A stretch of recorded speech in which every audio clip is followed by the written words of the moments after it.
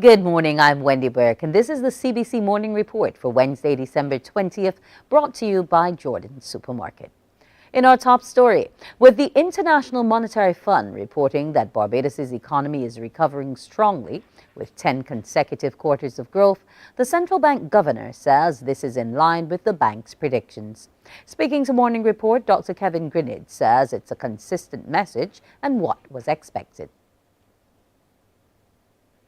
There are no surprises here in terms of our performance. If you read the report, it said after growing by 13.8% in 2022, we expect the economy to expand by another 4.5% in 2023, which is consistent with my last press conference. So in general, it is an indication or endorsement of the fact that the policies have been put in place, the work that we have done, and what we've been saying is consistent with the expansion of the economy. It's working well for us.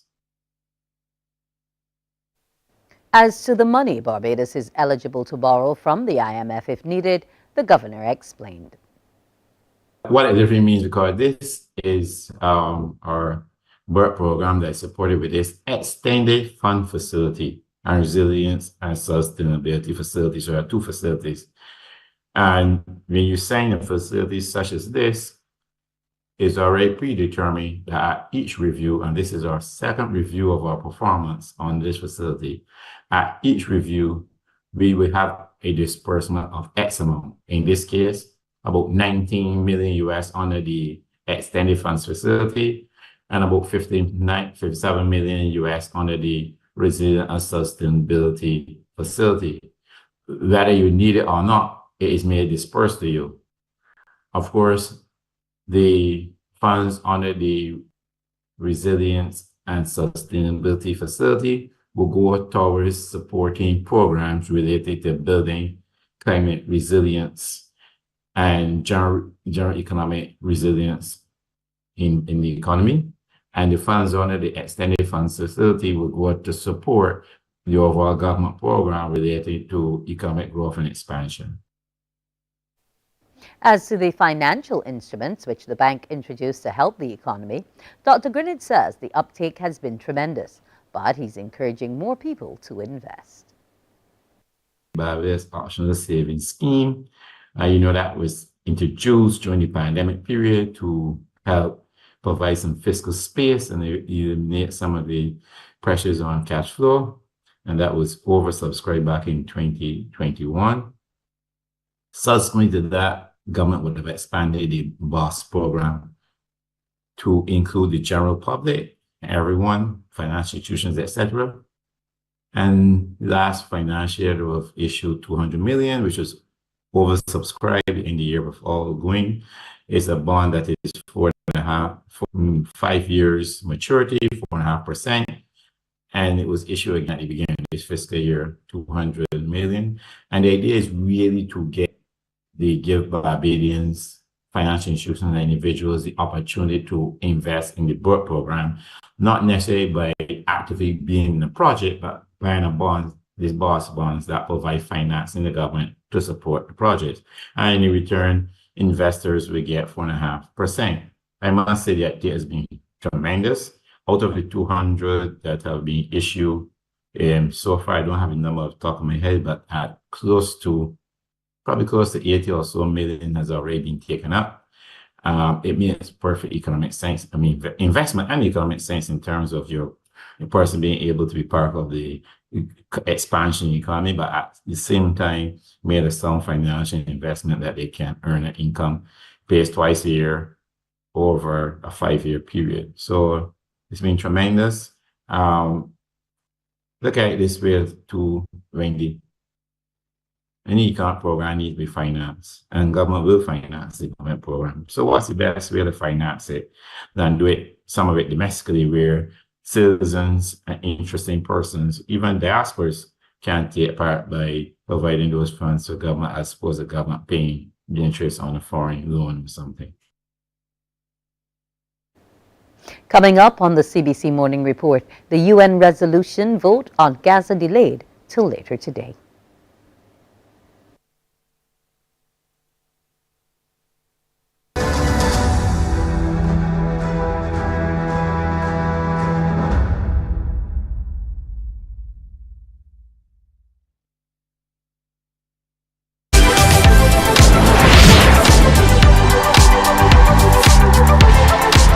Karaoke is a platform for young aspiring singers to shine and express their musical abilities. Tune in to CBC TV 8 on Mondays at 5:30 p.m. and repeat it on Saturdays at 2 p.m. and enjoy the performances of these talented young singers.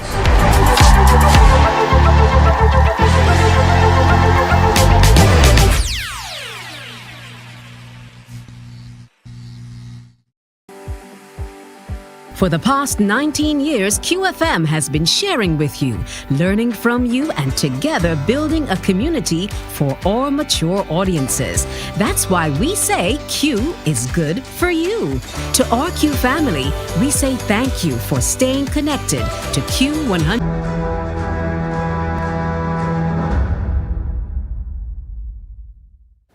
A UN Security Council vote on a resolution meant to spur more humanitarian aid into Gaza has been delayed again and is now expected today.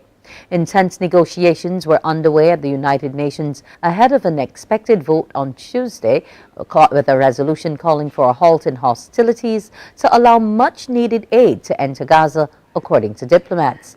The delay until Wednesday suggests agreement hasn't yet been reached on the language that could gain a yes vote from the United States, or at least an abstention, which would allow the measure to pass. A lot of these negotiations are taking place behind closed doors, so we can't get a clear sense of what's being discussed, of course. But one thing is very clear, that it is the U.S. that is holding this up. And we're hearing now, late on Tuesday, it's now two issues. We thought it was one, now we think it's two. The first one is this language about the cessation of hostilities. That was the first language put in the first draft by the United Arab Emirates. And then the U.S. said, we're not going to go for that because it seems like it's almost like a ceasefire language there. The U.S. will not go for that.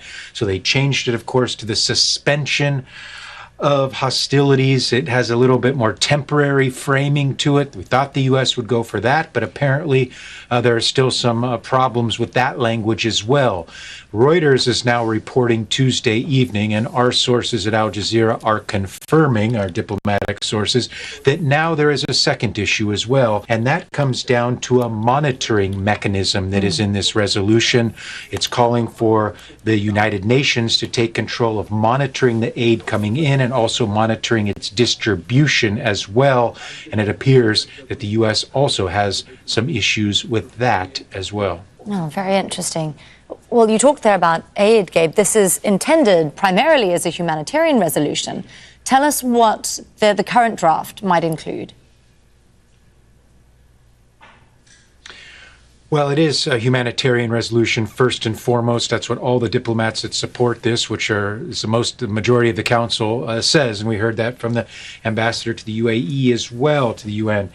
It is calling for a huge scaling up of aid by all means necessary, particularly air, land, and sea.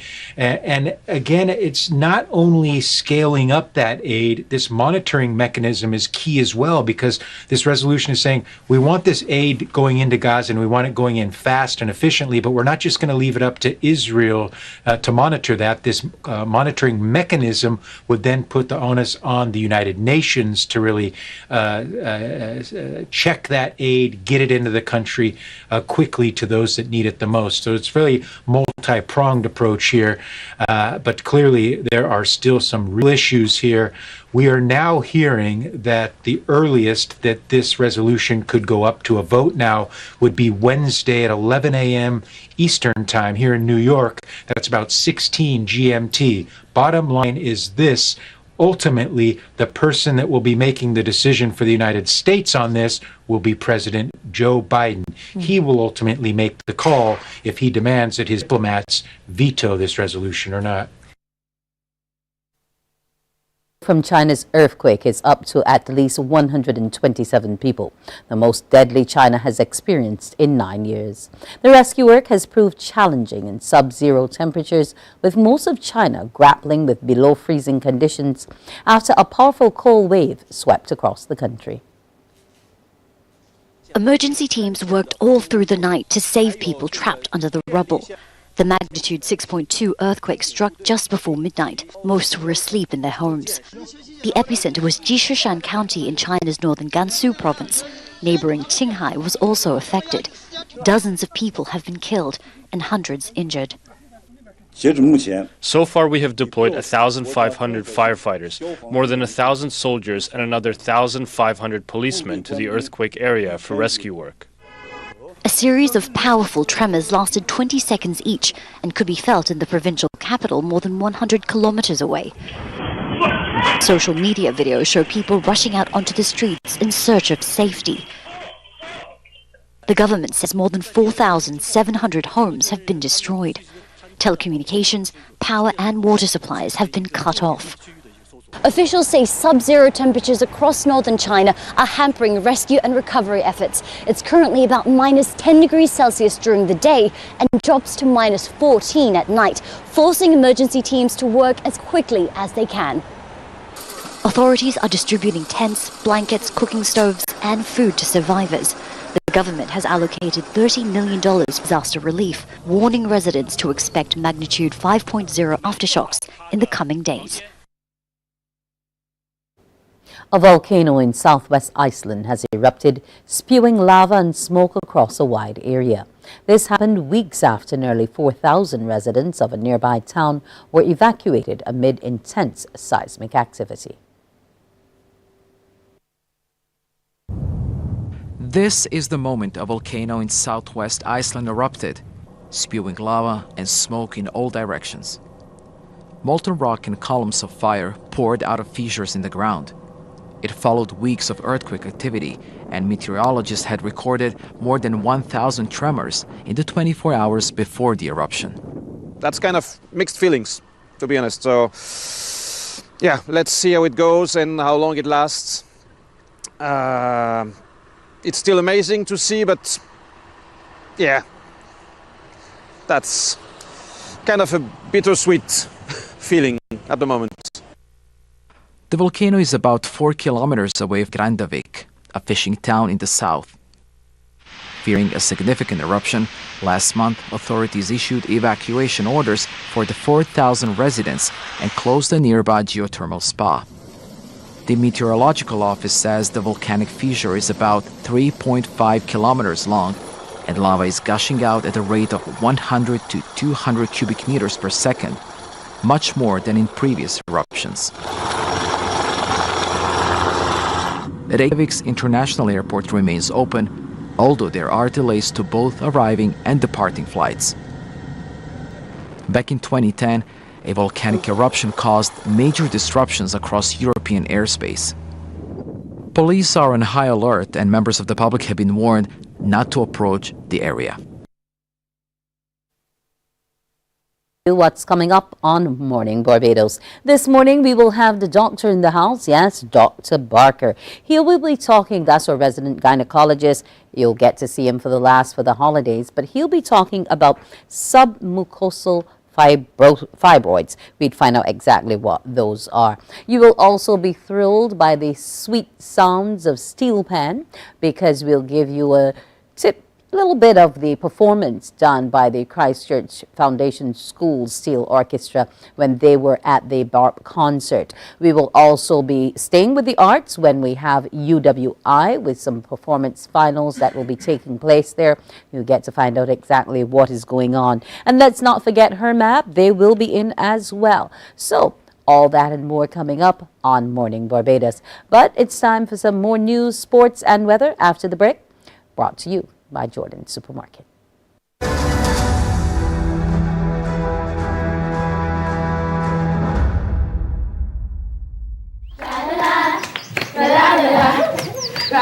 Are you a youth group, 4-H club, school, Cub Scout or Brownie Pack, or any organization or club with children ages 4 to 11 years? If yes is the answer, then we at Fun School, we're looking for you.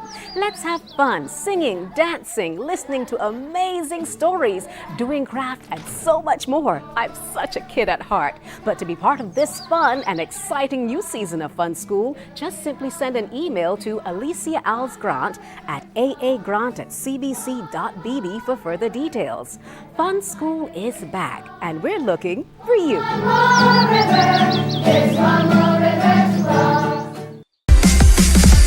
While you go about your business, we go about our business, and that is gathering the news. Stay up to date at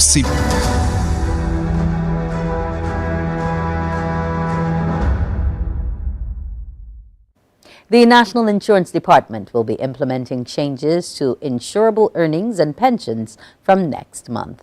Effective January 1st, 2024, the maximum insurable earnings will move from $4,880 to $5,200 for monthly paid workers and from $1,126 to $1,201 for people who are paid weekly. Also, from next month, the old age contributory pension will be increased by 4.5%. with the increase to pensions in payment payable on or before December 31st this year. The minimum old age pension will be increased to $254. The funeral and maternity grants will also be increased to $2,220 and $1,280 respectively. NIS Director Kim Tudor told CBC as a result of these changes, NIS contributions will be going up, but not for everyone.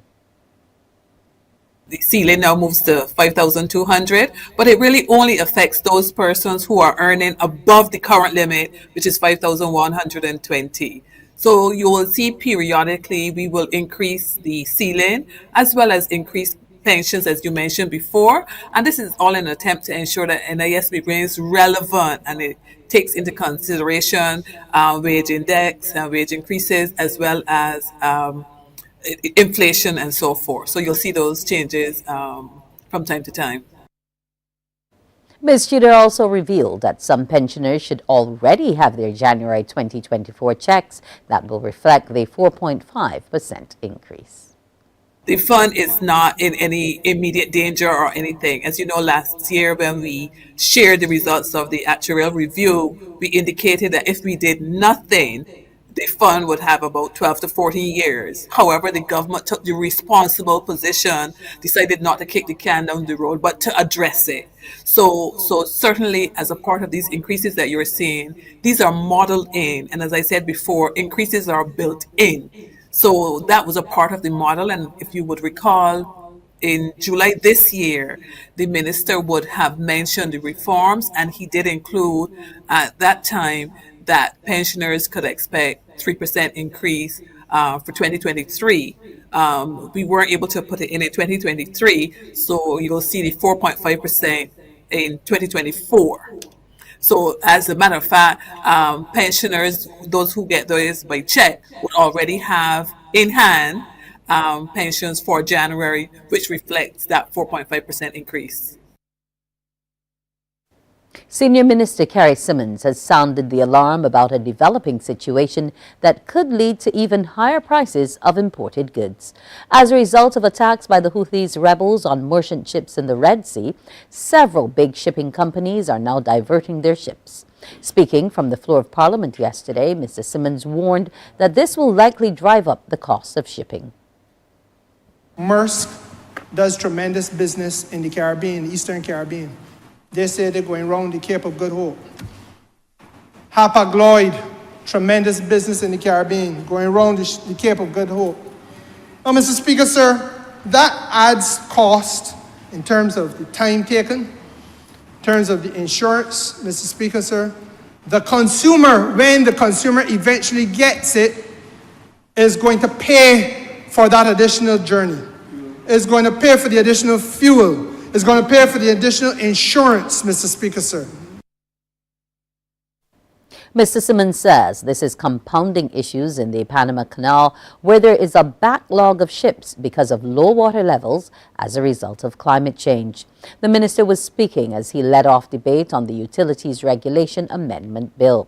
He said while initial projections were for Barbados to have 280 megawatts of renewable energy by 2030, as of this month, approved and pending applications currently stand at 989 megawatts.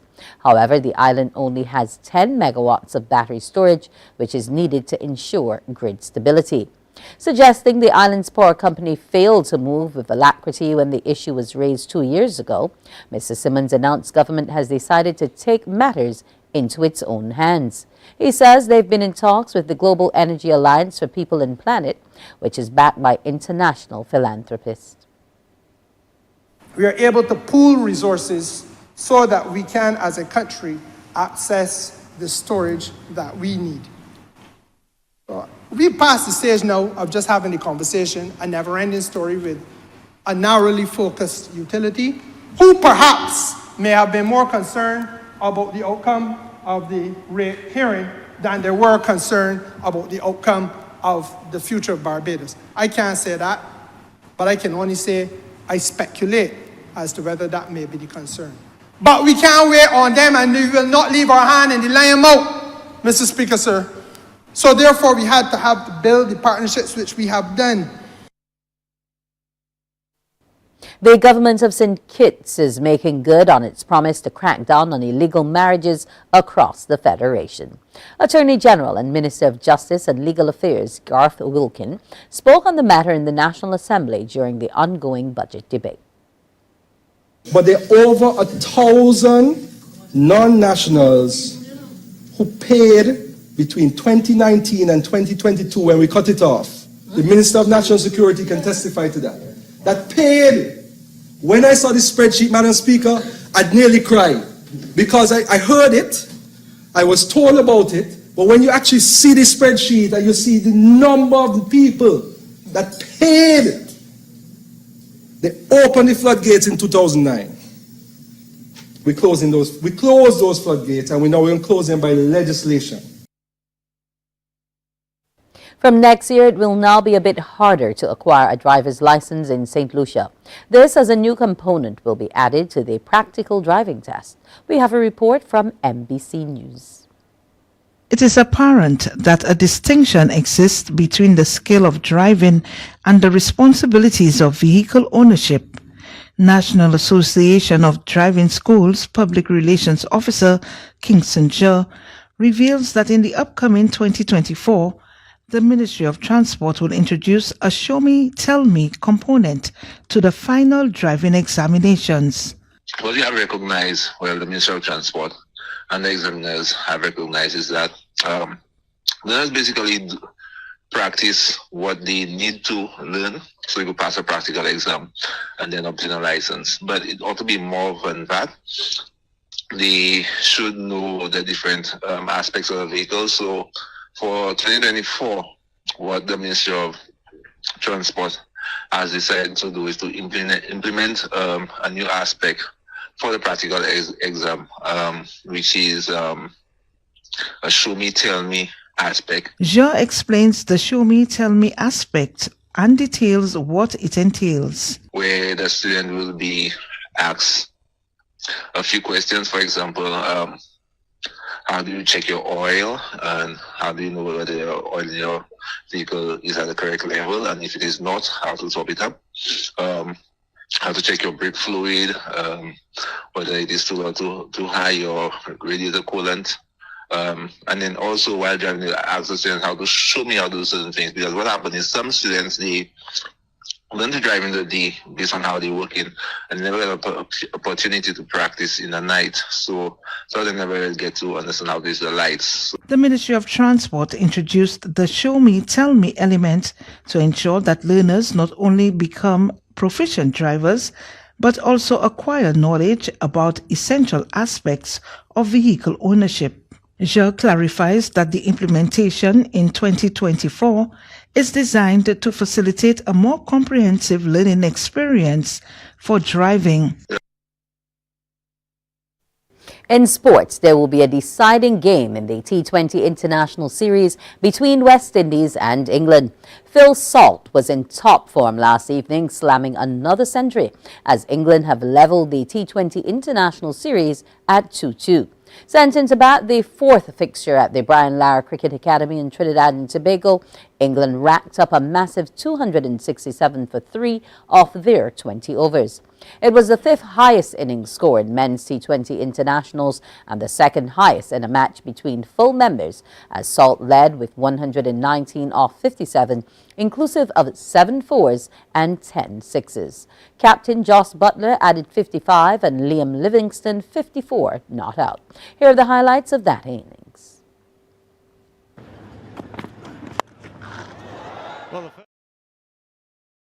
And the first big hit. The reverse comes out and is beautifully struck. That's well played too. The little shimmy, the dummy shimmy from Butler. Well, that's flicked over the top of that same man at short fine. That's going to go all the way. Well, that is an extraordinary way to finish off an extraordinary over. That is so impressive. Oh no, that is too good. The hands are just so quick. Opened up that offside again. Even better. Colossal from the captain. He brings up another 50 in international cricket. Chance for Powell again. Takes it. Finally, the West Indies have the first. Welcomed with a maximum. Short again, dispatched again. This time, disdainfully. Make that a hat-trick of sixes. This one even further. Even better. All the way for 6. Well, they've gone ahead now. That one goes the distance. What a shot. Inside out. Just gave himself a little bit of room. Huge shout. Finger goes up. And that's it. Consecutive T20 international centuries for Phil Salt. A man who has spent some time here in the Caribbean, in Barbados. Fine leg was up in the circle. He swats it. Powell in play. No, he's not. Short again. And Phil Salt has picked up anything short and he's dispatched it. Out for 192 in 15.3 overs to lose by 75 runs. Andre Russell top scored with 51, while Reece Topley took 3 for 37. The final match is scheduled for Thursday. It's time now for us to see what today's weather picture is like. The pressure stands at 9.6 millibars. The air temperature is at 24.1 degrees Celsius. The humidity stands at some 91% and the winds are coming from the east-northeast at 10 kilometers per hour. It's presently partly cloudy. The seas are moderate in open water with swells ranging from 1 to 2.5 meters and increasing. Small craft operators and sea bathers should exercise caution. The first high tide will be at 10:07 a.m. and the second at 10:37 p.m. The first low tide was at 3:29 a.m. and the second low tide will be at 4:44 p.m. The forecast, sunny with cloudy periods and scattered light to moderate showers. Tonight is expected to be clear with cloudy periods and scattered light to moderate showers. That's today's morning report. Our next newscast is Newsday at 12 p.m. on TV8, followed by The World at 1 via our radio network of stations. This morning's news was brought to you by Jordan Supermarket. Time now for Morning Barbados. Wake up, wake up, wake up, wake up. Barbados, get up. Good morning. Good morning, Barbados. Good morning. Good morning to you.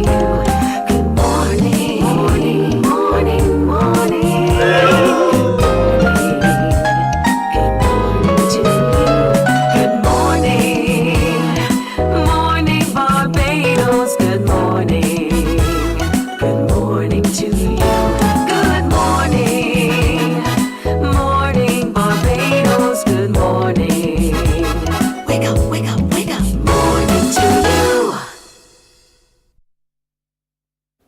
Good morning, Barbados. And how is your morning going? How are those Christmas preparations going? Are you out there power washing the house? What have you been up to for the Christmas season? Well, I've been working. I'm sure most of you would have been working too. And those of you who are on holiday, hope you're up watching the show. This morning, we're going to have quite a lot in store for you. We're going to be touching on the arts. We're going to be touching on HR. We're going to be touching on women's health. And we're also going to be getting to celebrate our young people as they, play one of the newest instruments in the century, that of the steel pan. It's a Caribbean thing, and we all enjoy hearing it.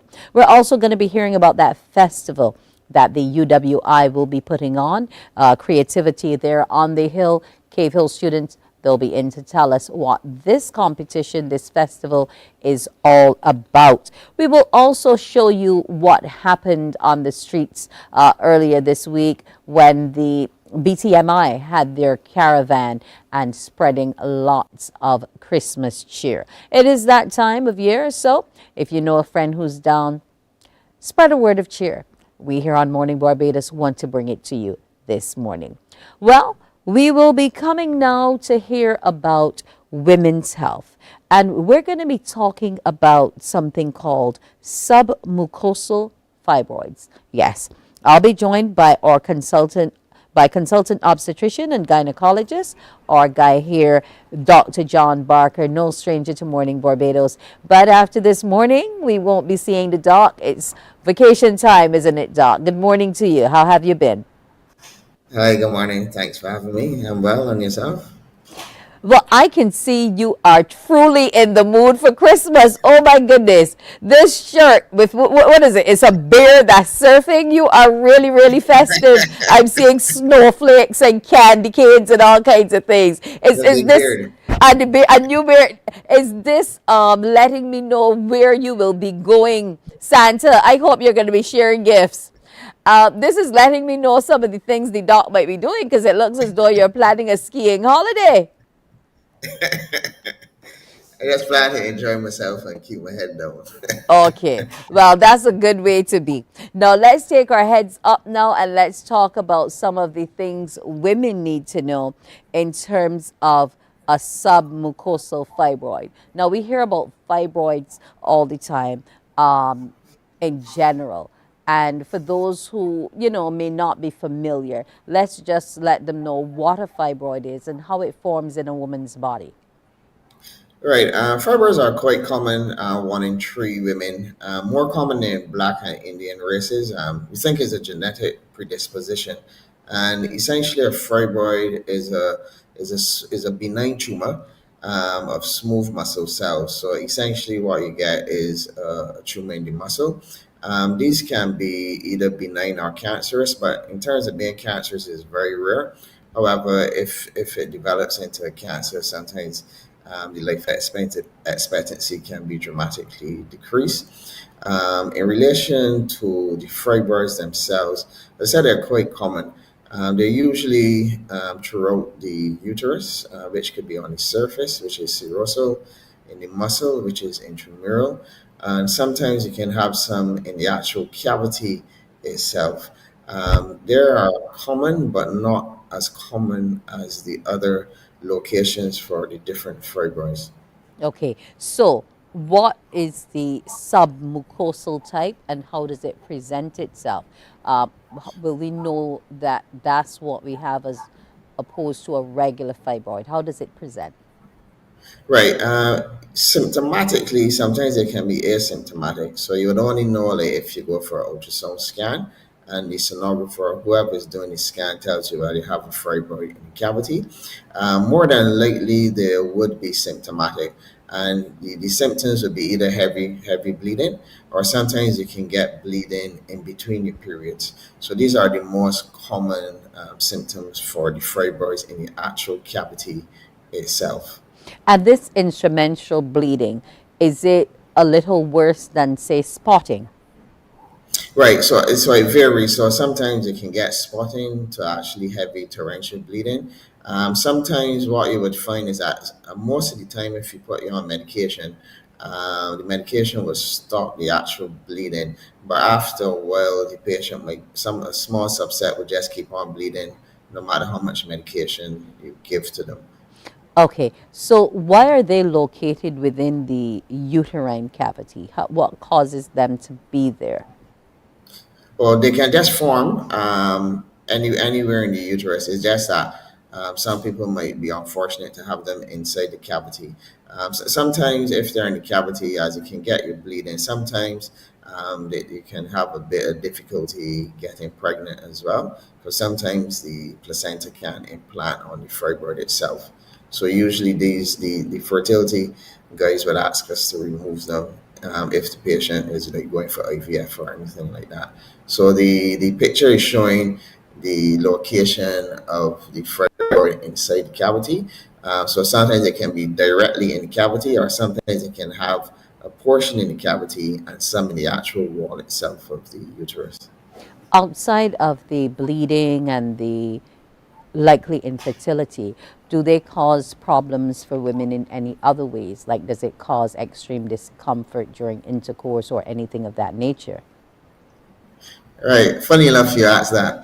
Sometimes, very rarely, you can get them big enough to actually come through the cervix and actually come to the outside. So actually, you might have a fibroid actually coming through the vagina and is present at the outside. So sometimes it is quite uncomfortable if you have that aspect of the fibroid coming out through the cervix and the vagina, and it is not quite common. Did one the other day, but it does happen. So that is, 1 in how many percentage possibility? Because you're talking about it and it sounds a bit excruciating at this point. Yeah, it's not one of the most pleasant things to have, but essentially, let's put it this way. I've been doing gynecology for 20 years now. I've only seen about 3. Okay. But so it does happen. Okay. Now, in terms, you said initially when we were speaking that you mostly detect them through ultrasound. So how bad can they get before, the female actually realizes, okay, this is what I have? Yes, it all depends, because some people may present a bit later than some, but usually once you do the ultrasound scan, you should be able to see it in terms of the actual fibroid. Like, this is an example of one, which is in the circle. You can see a little, like a bulb in the middle. That's the fibroid there. That was approximately 2 to 3 centimeters. So usually around 1 centimeter, they will become symptomatic. Okay. And in terms of eliminating them, what would women have to do? Are we talking hysterectomy? How would we treat them? Are they all easily removed, especially the one you talk about, which could actually come into the cervix? Right. Now, counseling is everything, and counseling is the most important thing. Now, if you have a fibroid in the actual cavity of the uterus, the gold standard for removal is what we call a hysteroscopic resection, whereby you put a camera through the vagina, through the cervix, and you actually see the cavity, and then you remove the fibroid. Now, the fibroids, which I explained, the long ones that come out, they actually have a stalk. So essentially what we do is remove the stalk. The 3 pictures, the one to the left, the smooth structure there, that's a fibroid, but that's in the actual uterus, but it's actually on the opposite side. So if you put the camera in, you have to look up 12 o'clock to actually see that.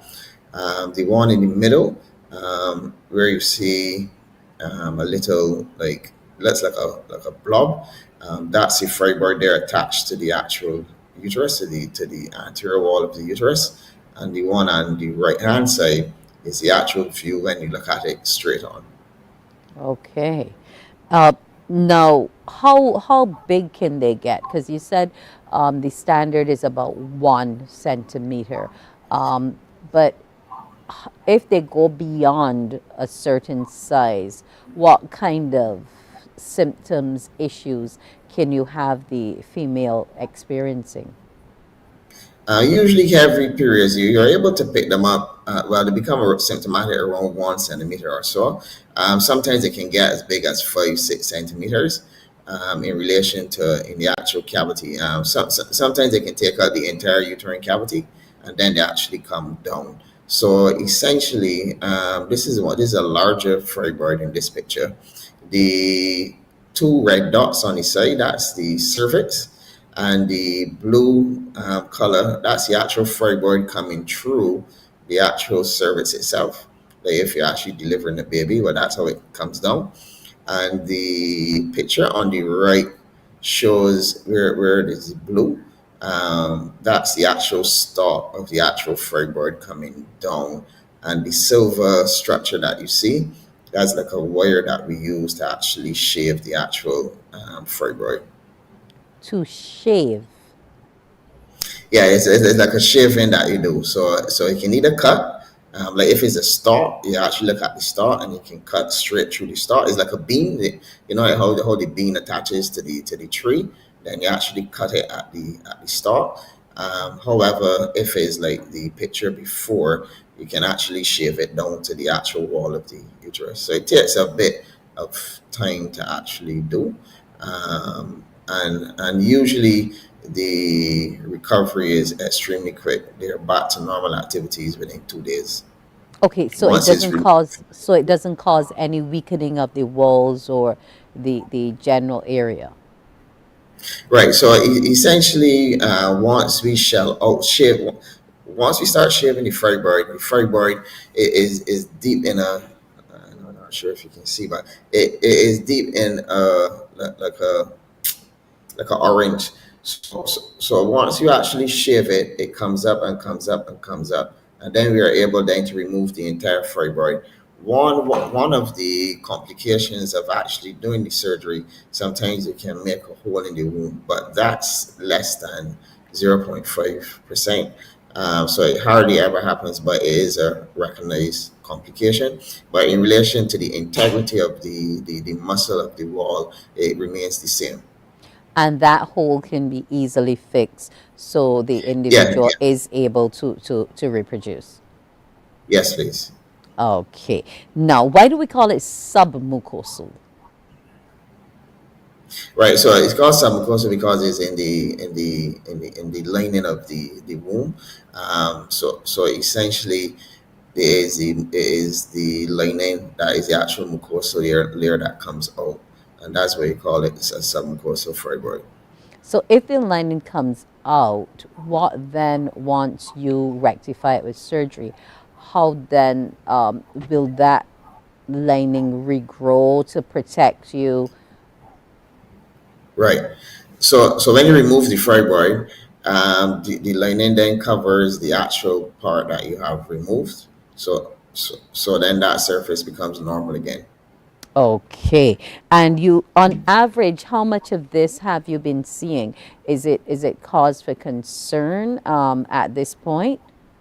Or most of them present with normal fibroids? Right. The majority of patients will present in relation to how 90% would present in relation to fibroids in all over the uterus. This particular subset of fibroid, as long as it is singular or as long as you can have multiple, that is increasing.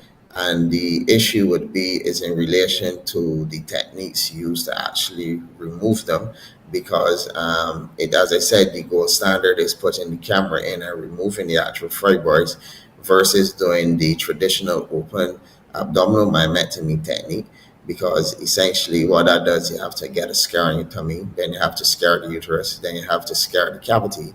So then you're actually condemned to a cesarean section afterwards, versus putting the camera in down below, removing the fibroid. The recovery is tremendously quicker, and there is no increased incidence of cesarean section.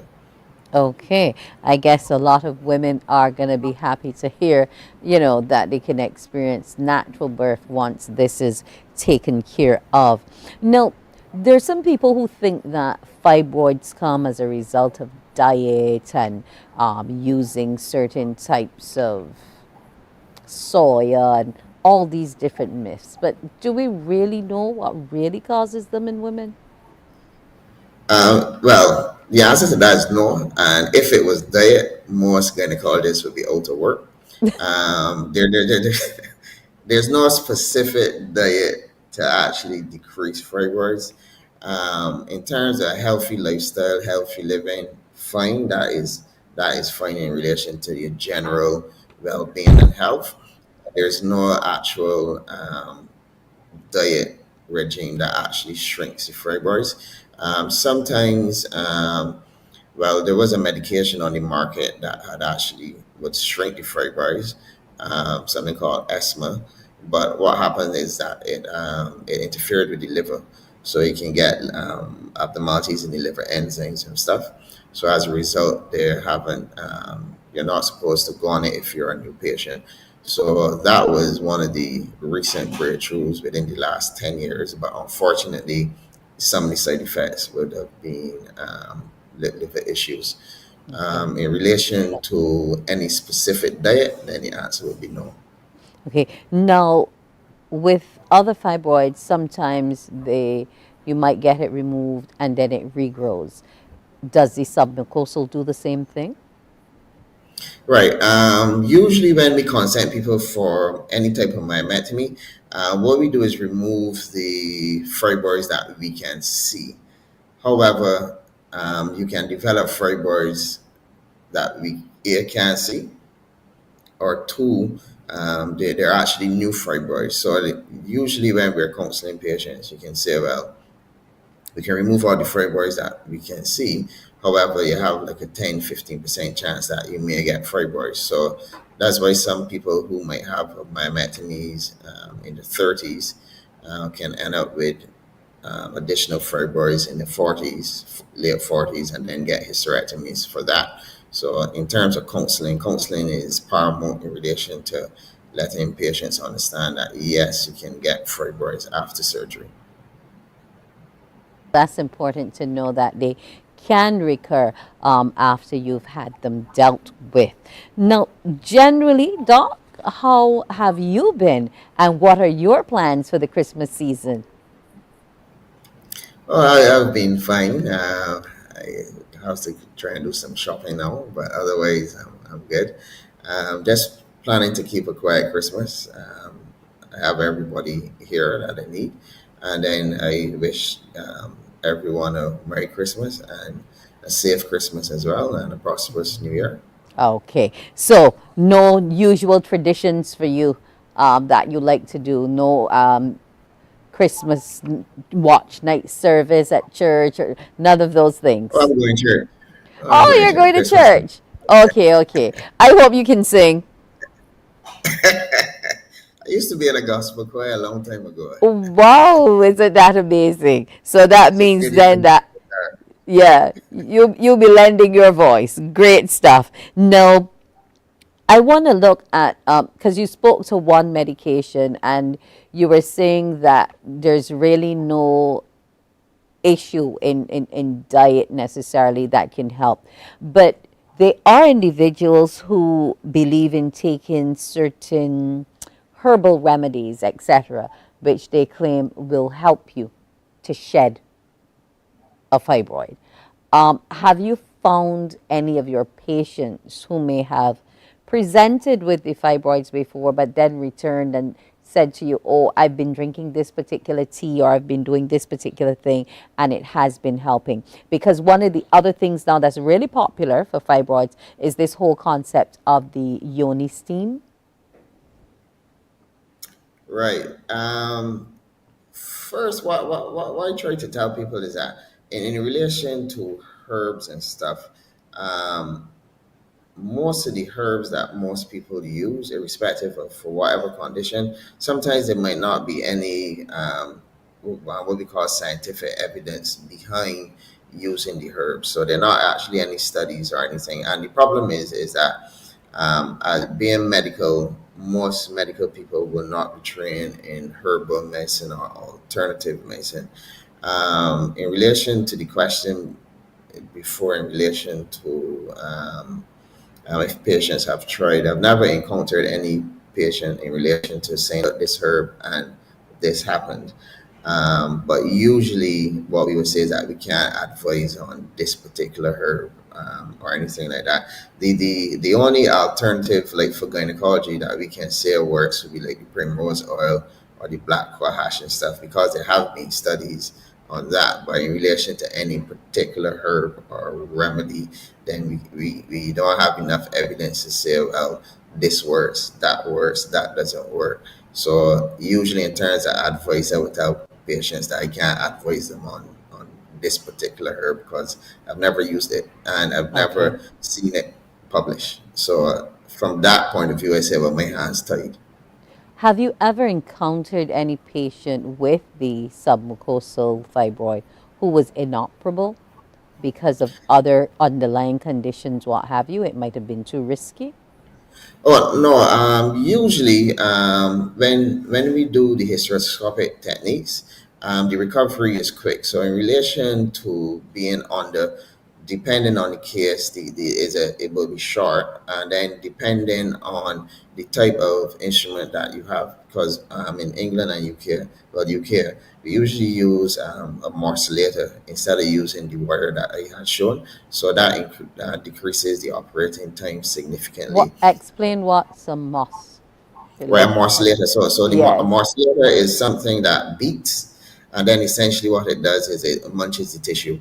So instead of me shaving as I did before, because remember you got to shave and then take out the piece of tissue, whereas the morcellator removes the tissue on the suction.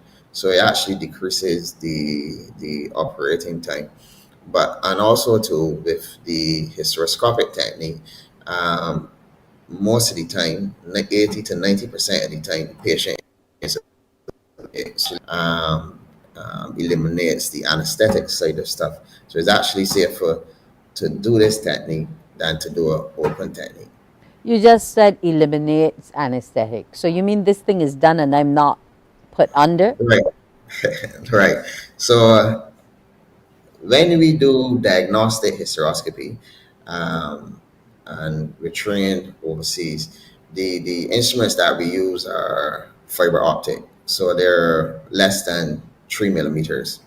So all we have to do is give the patient paracetamol and ibuprofen or Voltaren, and then we are able... Take a pin. What if I'm allergic to all three of those things? Right.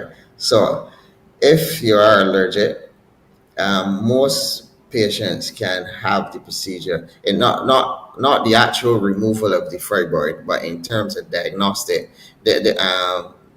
because of the size of the instrument, you can have it with little to no anesthetic. Worst case scenario, sometimes what we can do is something called a cervical block, whereby you can put anesthetic in the actual cervix itself and then go ahead with the procedure. So that is okay. So the right? area would then be numbed, so you Would don't be actually feel the invasiveness of the tool. Correct. Okay. Correct. Okay. Right. But versus me sedating you or putting you under general anesthetic. So say like in terms of standards and audits, if we do a diagnostic procedure in office, over 90% of patients should be awake. So in terms of routinely sedating patients for a diagnostic hysteroscopy, which is putting the camera in, would be against normal conventional guidelines. So usually, and in terms of like my statistics, if you've done over 200 of the procedures, then we've only sedated at least 4. So, and otherwise everybody And those else would have been extremes. Yes, for the 4 patients like who would have wanted to go to be sedated, or sometimes if you can't put a speculum in down below, then those patients will not be acceptable for the actual technique itself. But the majority of patients will be able to have growths in the cavity removed with minimal, in terms of when I say minimal anesthesia, it would be like oral tablets, paracetamol, ibuprofen, and a cervical block. At least 85 to 90% of patients can have growths removed in the uterus via this technique. Okay, it's been a lot to unpack this morning, Doc. But the more women know about what's going on with their bodies, the better it is for everyone. I want to thank you for joining me this morning on Morning Barbados. Thank you. Loving the shirt and wishing you the happiest of holidays to you and your family. So here's hoping you have Thanks, a man. safe one and many blessings for 2024. Same to you and your all of CBC. Thank you so much.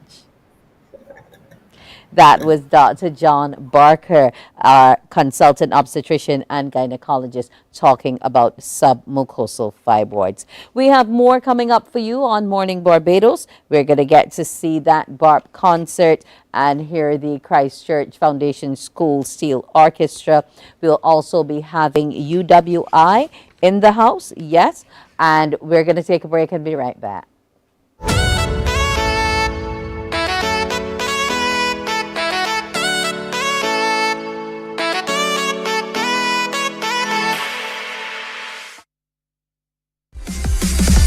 While you go about your business, we go about our business, and that is gathering the news. Stay up to date at CBC News Barbados on Facebook, Instagram, and Twitter.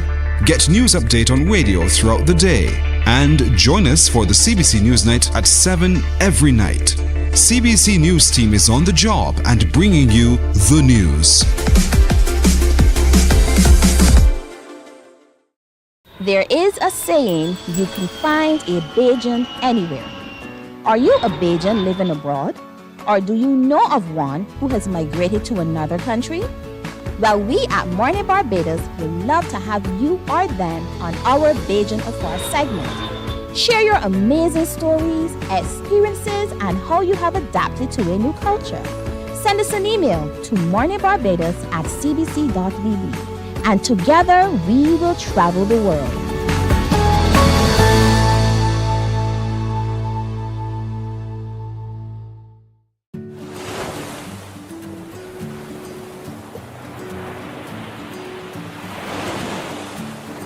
Oh, hi. My name is Stacia Whitaker, and I'm a registered dietitian nutritionist and a member of the Heart and Stroke Childhood Obesity Prevention Coalition. My motto is, when in doubt, leave it out, and it goes for when I'm eating, because sometimes things have ingredients that we're not sure of, and I like to keep it simple. And if I'm eating something and I'm not sure the ingredients in that particular thing, then I choose to leave it out. So I keep my snacking simple with fruit, nuts, or just water. It's easy to remember, there's no added ingredients, and it's also very nutritious. So remember, childhood obesity is real, so choose healthier alternatives. And when in doubt, leave it out.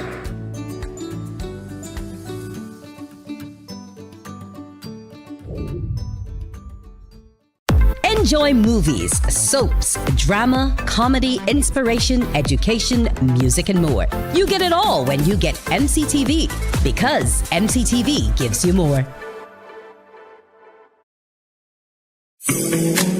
The facts say Morning Barbados reaches an audience of over 50,000 and Newsnight reaches over 56,000. It's simple. When you advertise... Morning, morning, morning. Good morning. Good morning to you. With your morning news recap, I'm Wendy Burke. With the International Monetary Fund reporting that Barbados' economy is recovering strongly with 10 consecutive quarters of growth, the central bank governor says this is in line with the bank's predictions. Speaking to Morning Report, Dr. Kevin Grinnett says it's a consistent message and what was expected.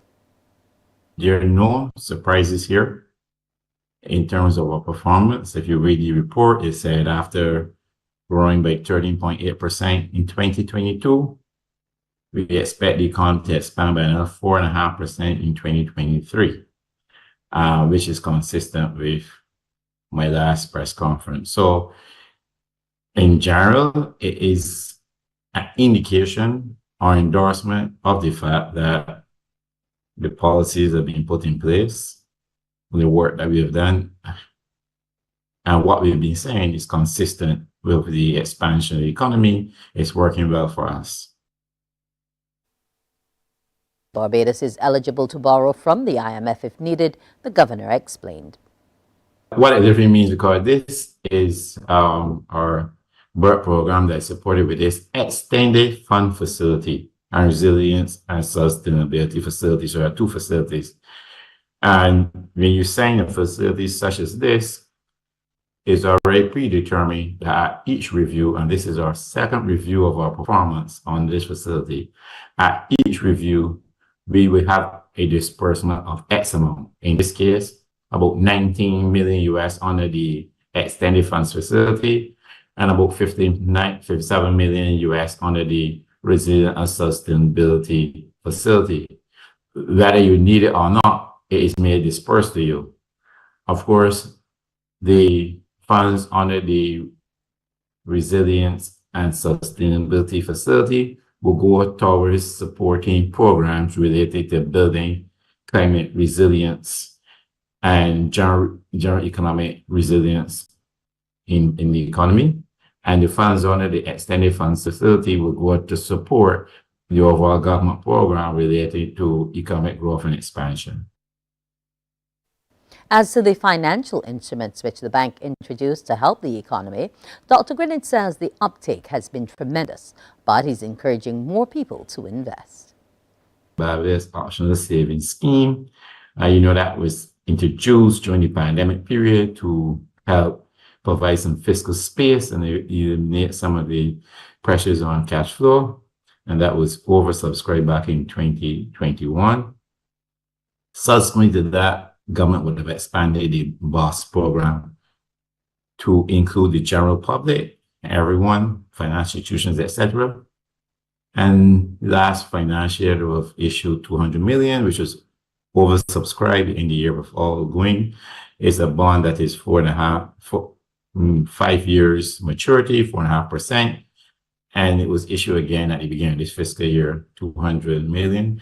And the idea is really to give Barbadians, financial institutions, and individuals the opportunity to invest in the BORT program, not necessarily by actively being in the project, but buying a bond, these BOSS bonds that provide financing the government to support the project. And in return, investors will get 4.5%. I must say that it has been tremendous.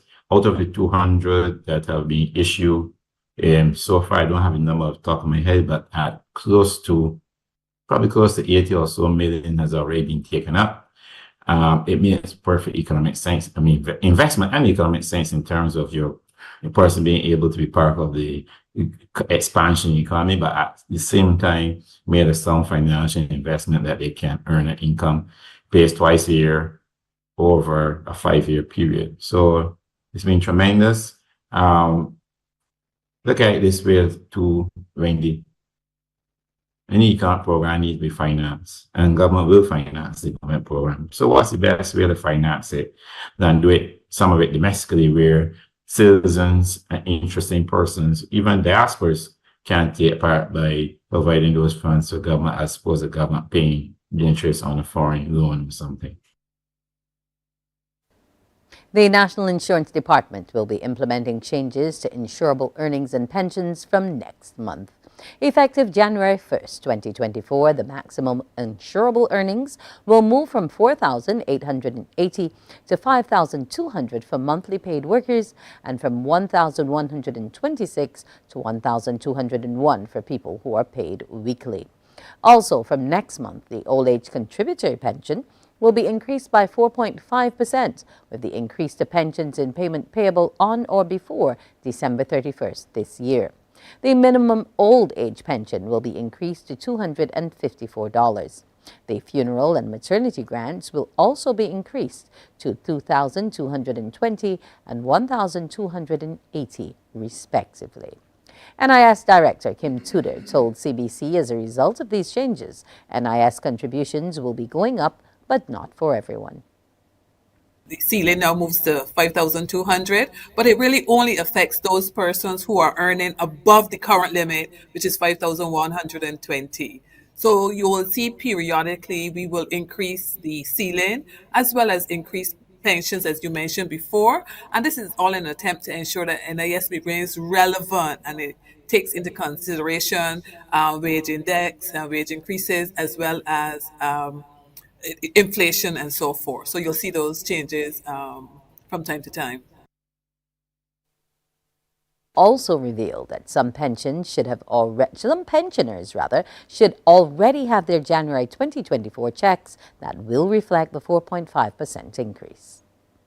The fund is not in any immediate danger or anything. As you know, last year when we shared the results of the actuarial review, we indicated that if we did nothing, the fund would have about 12 to 14 years. However, the government took the responsible position, decided not to kick the can down the road, but to address it. So certainly as a part of these increases that you're seeing, these are modeled in. And as I said before, increases are built in. So that was a part of the model. And if you would recall, in July this year, the minister would have mentioned the reforms, and he did include at that time that pensioners could expect 3% increase for 2023. We weren't able to put it in 2023, so you'll see the 4.5% in 2024. So as a matter of fact, pensioners, those who get those by check, would already have in hand pensions for January, which reflects that 4.5% increase. And that's your morning news recap. Morning Barbados will be back after the break. Morning, morning, morning. Good morning. Good morning to you.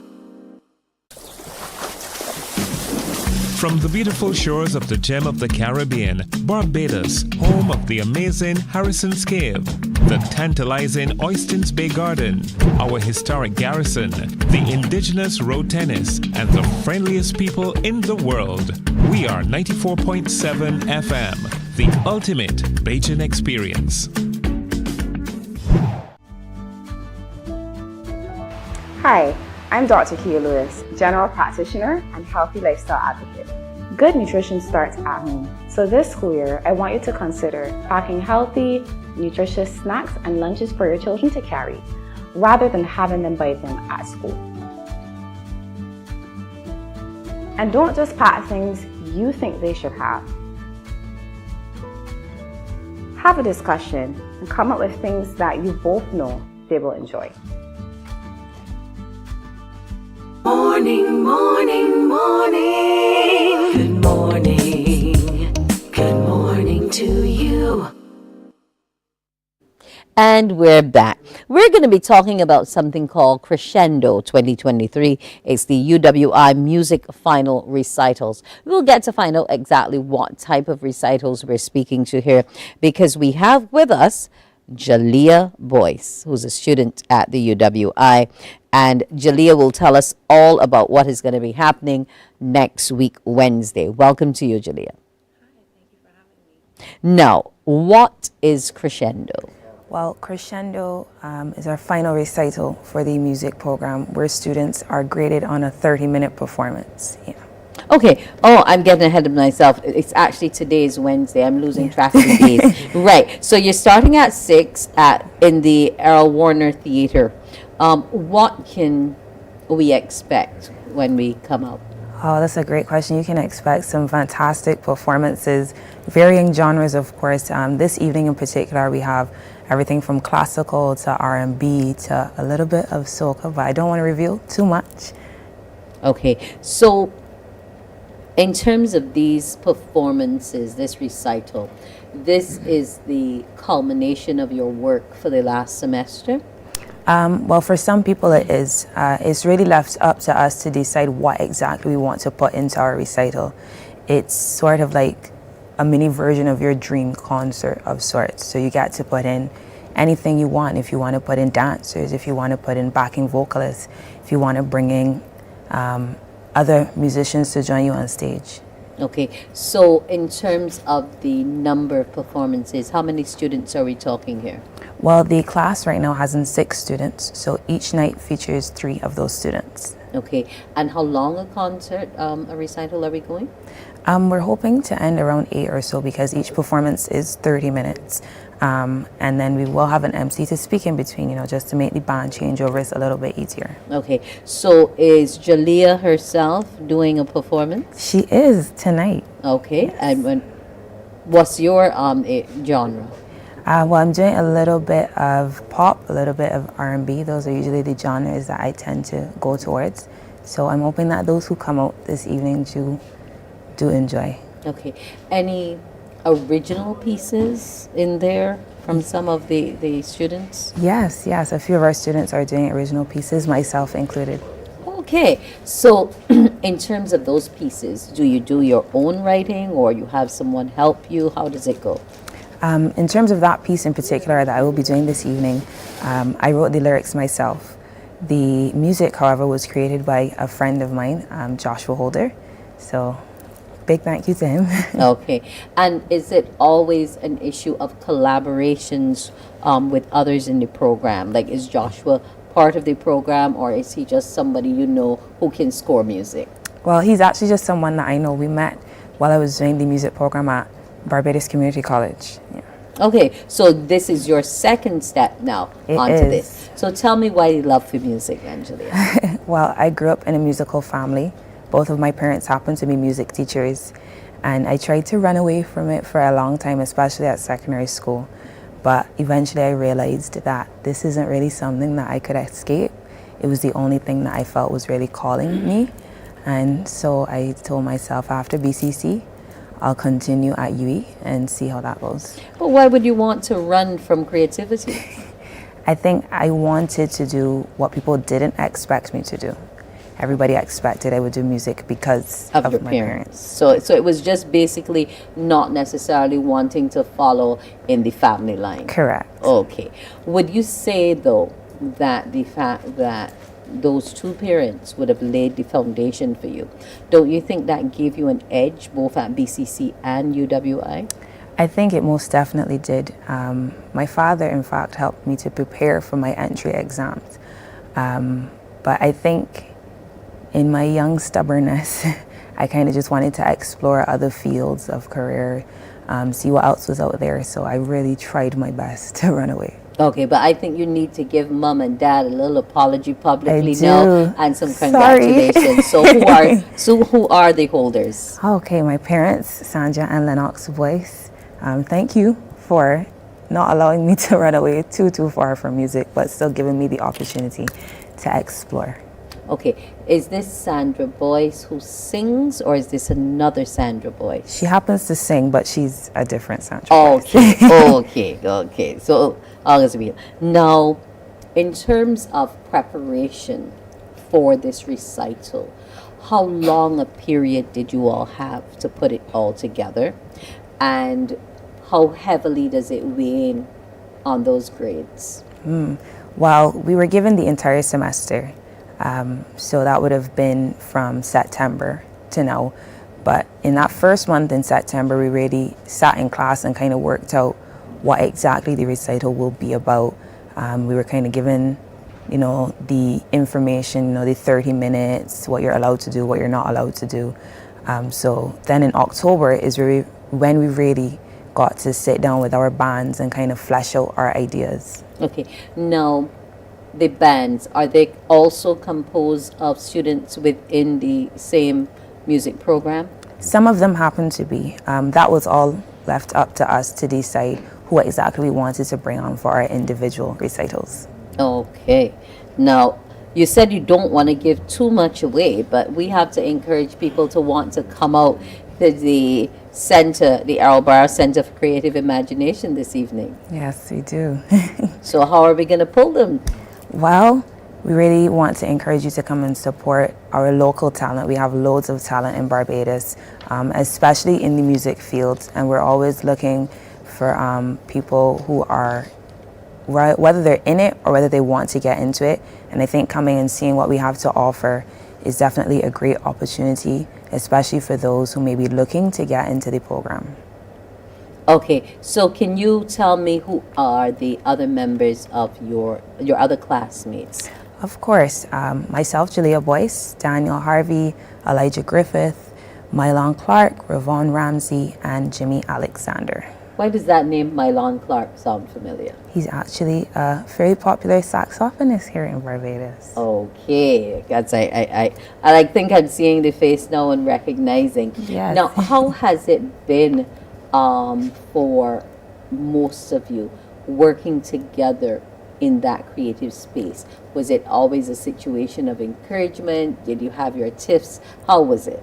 I think it's always been, aside from it always being fun, because we love being around each other, it's definitely been full of encouragement, whether that's to do with music courses or other university courses that we have to take, or just personal life in general. It's a very supportive community in the music department. Okay, now beyond tonight's recital, which will have the tickets on sale at the door for you folks who want to go out and be a part of it, what's next for you?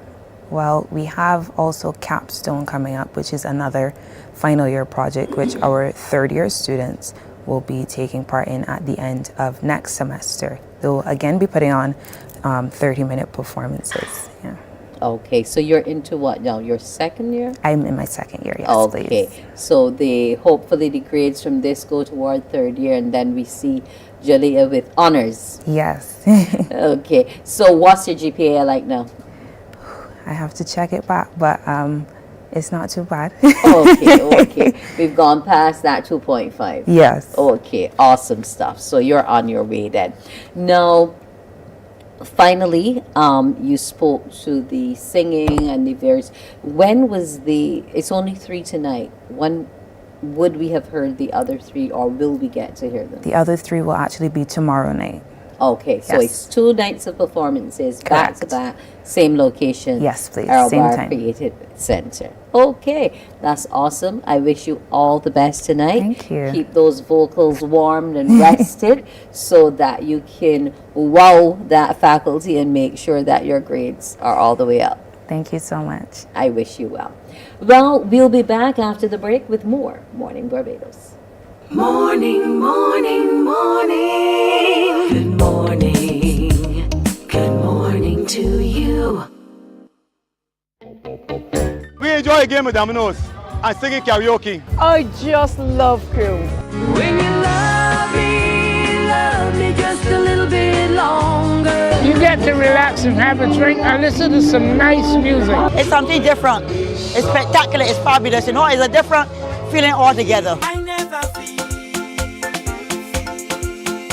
so good in a party yet. Follow me to Q in the Community this Thursday. So good in a party yet. You know why? My friend, you don't plan to get her? Oh, Barbados. Hey, I'm KB Clean. Join me 6 a.m. until 10 a.m. right here at 94.7, the best and ultimate Bejan experience. My show is called Bejan to the Bone. Don't miss it, Bejan to the Bone. Weekdays right here and only here on 94.7. Morning, morning, morning. Good morning. Good morning to you. Data privacy compliance, something you can't ignore, especially HR managers in any organization. In one of our previous talks with the HR segment with Tisha, she chatted with Stephen Williams, a data privacy ICT expert, and he spoke about the risk and responsibilities of HR managers as it relates to data privacy. They discuss why should we as employees care and why should HR managers care about how companies handle that human resource information. How does proper data management in HR contribute to building trust between you, the employee, and the organization? And why is it critical in today's digital age? Well, because we need to keep employees' information safe. Let's look back at that interview to tell you exactly how it should be done. Let's say a very special good morning to Stephen Williams, who's a data privacy and ICT expert. And this is under the segment that we usually do with the Human Resources Management Association of Barbados. So good morning, Stephen, and welcome. Hey, good morning to you too. Good morning to the CBC and Mornin Barbados family. All right, great to have you with us as always. Now, talking about data security these days is, sometimes it can be quite stressful for people because I dare say there's not a website that you can go on that doesn't say, oh, we have cookies. Will you accept our cookies? And that's their way of kind of collecting data about you. But what they're saying is, if you allow me to get your data, then I can customize your experience.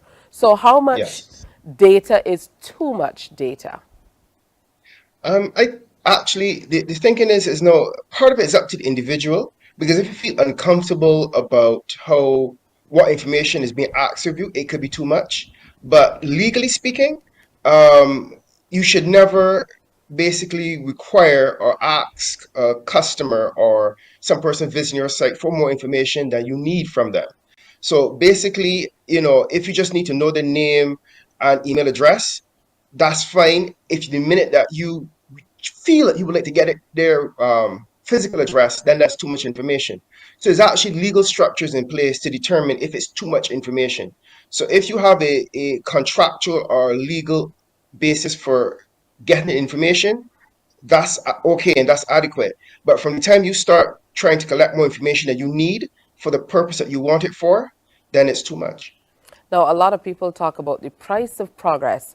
And I think sometimes when we talk about technology and data security, a lot of people go in that direction.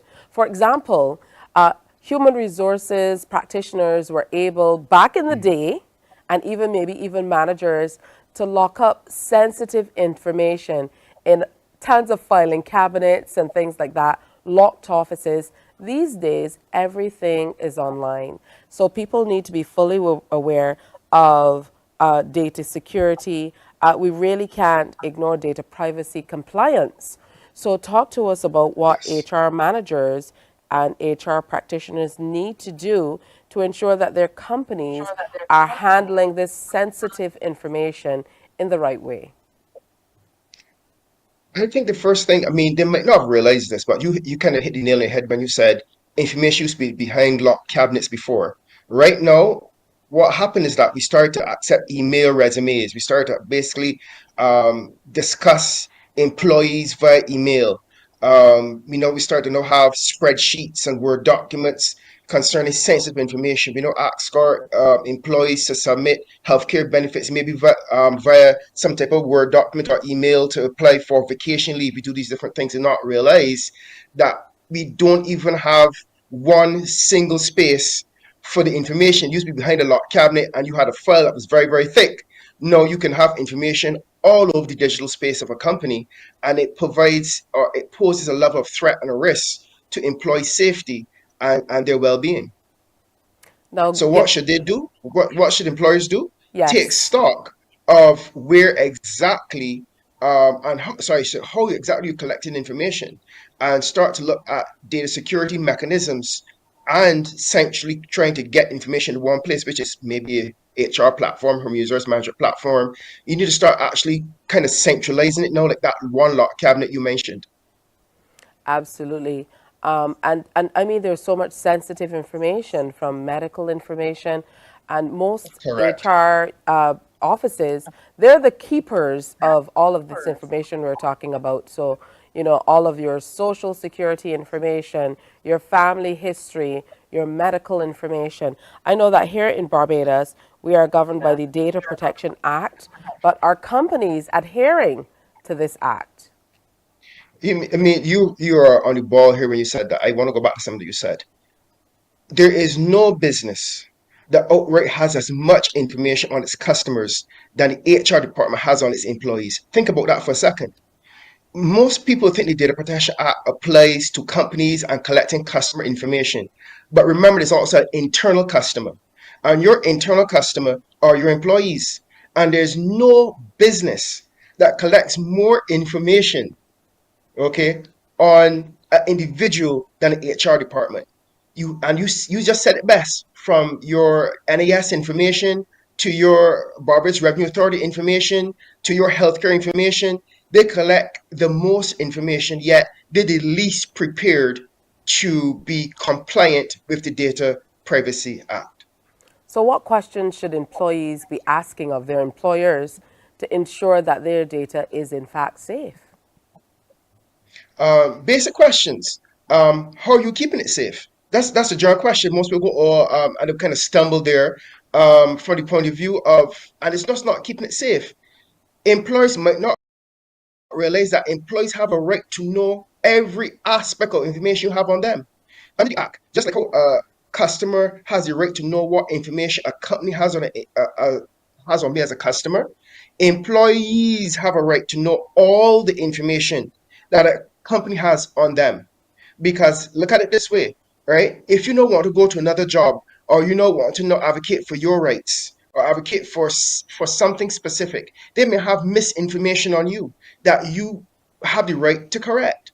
So it's just not about keeping it safe in terms of cybersecurity perspective, in terms of being hacked and breached, but are they doing the right things in terms of ensuring that there's transparency in information that's collected, that you're not using it outside the scope of the intended purpose. Classic example, if you ask employees to give up information for, say, your COVID vaccine position, and then use it to determine if they can get, I guess, additional hours to work. I just go back in a little history a little bit just to make an example. But if you change the purpose for what you want the employee to give you information for, you have now breached the Data Privacy Act, because how you collect information, the purpose for what you collect it for, right? You do not have the right to change that purpose or that processing purpose unless you come back and have the employee informed that you're doing such. And they also have the right to refuse if it's not legally sound. What's your opinion on NCNDAs, especially in instances where there's very sensitive information and you have people who, as you mentioned, have access to all of this employee information? Because a lot of the times, sometimes we hear information being bandied around organizations that really should not be out there. So, you know, what's recourse? Does the Data Protection Act cover instances where information might be indiscriminately shared, or even if it is a data breach of sorts, where the employee's information is shared and is some level of error, does it cover the employee under in instances like that? I think there are a couple of laws at play here. Yes, for sure, the Data Privacy Act does cover it, and there's a data commission, and you can actually file a grievance. But also other employee rights acts that must be considered. So actually, the HR department is one of the most complex departments for compliance, because there are employee rights in terms of an act. Known as the Data Protection Act. So there needs to be some level of crosstalk to determine, you know, what you should comply with. And it's an interesting phenomenon, because at this point in time, employees aren't even aware of their data privacy rights. So right now, I think as a basic thing, HR departments should be educating the employees on what they should know about their rights. It's a weird thing, but you know, it's better if you have an educated employee than someone that's ignorant to their rights.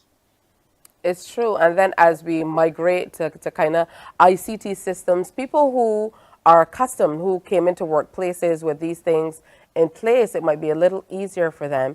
But how does what employees do, what they have access to, impact what the company is able to do generally, and how there can be problems created based on what your employees are allowed to do on company equipment? I think that's a lot to digest, but what I would say is that part of the problem is that companies do not have a data governance program. What a data governance program is specifically is a structure to what is confidential, what is public, what should be handled with, like we call, top secret level. And if they have that level of governance and structure, employees then would have a better understanding, especially even from the HR department, what information must not get out, information could probably be shared. Classic example, going back to HR again. Employers might not realize that sharing a resume, they may be enthusiastic to help a potential job seeker, right, get a job in another firm and share a resume and say, hey, this is a good person, I just interviewed them, you know, have at it. Not realizing that you can't share that person identifiable information as a resume with another company. So I think the first thing starts with understanding what complaints look like, understanding what your data governance structure should be, because there is data that's person identifiable, and right now these systems are all collating it, and that's the scary part. You would find that for example, you share information with another company and they add it to other information, and it goes on, and all of a sudden you have a profile that an individual has not even given up, the right to another company to have, and yet they have it. So the first thing is to start to identify, one, a governance process of what information should be, how information should be structured, what is top secret, what is acceptable to be shared internally, what can be shared publicly, some basic structure, right? And then from there, the HR departments can now start to determine, well, if it's really important and really should be kept secret, maybe I should get additional budget. Maybe I should now start putting certain things in place in terms of my understanding as it pertains to the law. But it's a step process, and there is a critical step process in place that needs to happen.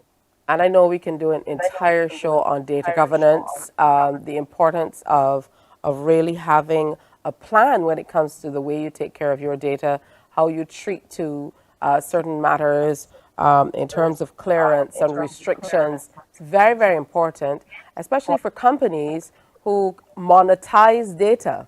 That is a major thing as well. So when it comes to companies that monetize data, how should they approach it? Pretty much in the same way, or do you believe there are different levels to how they have to approach data security? The basic thing, yes, you could monetize your data, but it's how the data basically has been aggregated.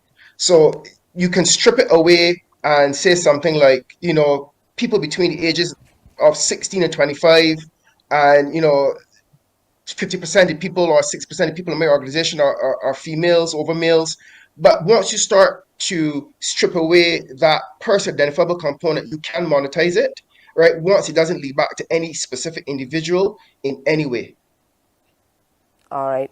Very interesting stuff to go by, but definitely some things that we need to get into. I would say to everybody, we really can't talk to you about the Data Protection Act unless you know the act. For me personally, I find it so difficult to get your hands on some of these acts here in Barbados. Again, we're talking about data, but there's so little that is readily available about our own country. So once you get into research, you're now seeing an inkling of information.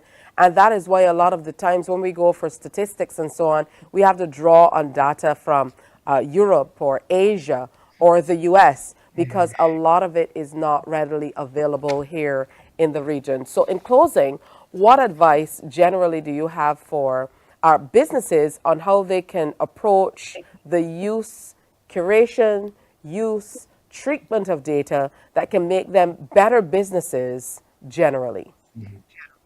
Well, I mean, since we're HERMAP, I want to basically give homage to them and say that, they have taken this seriously to the point where they are, putting on a workshop on it that speaks to some of these same things. But I would, you should contact them if you're interested in especially from an HR perspective. And I think, honestly, Jamaica has finally implemented it in such a way that we may have problems, and I said we didn't get to touch on this. We may have problems doing business with Jamaica in the near future if we do not take it as serious as Jamaica has basically came out in the last week and said they are actually fully enforcing the act.